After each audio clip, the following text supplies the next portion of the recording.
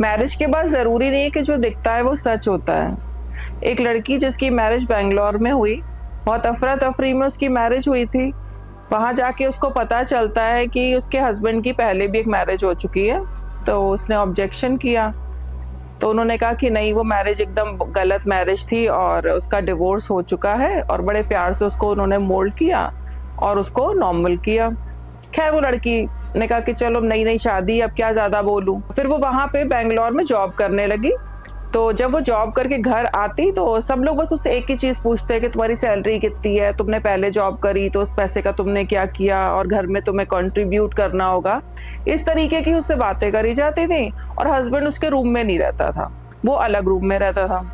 खैर थोड़े दिन तक ये सब चीज़ें चलती रही, उसको काफ़ी अजीब लगता था ये सब चीज़ें, और उसके जो ससुर साहब थे वो उसके ऊपर बहुत ज़्यादा नज़र रखते थे।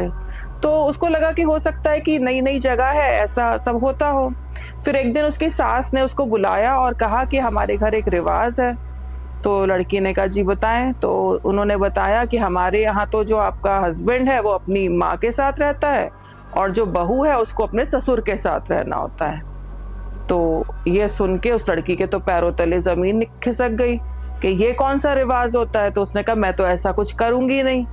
उस लड़की के पेरेंट्स नहीं थे, जिस वजह से उसके जो इन-लॉज़ थे वो उसके ऊपर काफ़ी हावी हो रहे थे। तो जिस वजह से उस लड़की ने मुझसे कॉन्टैक्ट किया और बोला कि मैम इस तरीके से मेरे को सामने ये सिचुएशन है।